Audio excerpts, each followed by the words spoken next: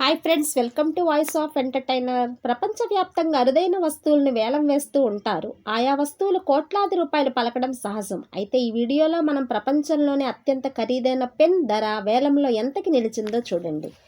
టిబాల్టీ company తయారు చేసిన pen $8 మిలియన్ల అంటే సుమారు 66.6 కోట్ల రూపాయలు పలికింది. ప్రపంచంలో అత్యంత ఖరీదైనదిగా నిలిచింది.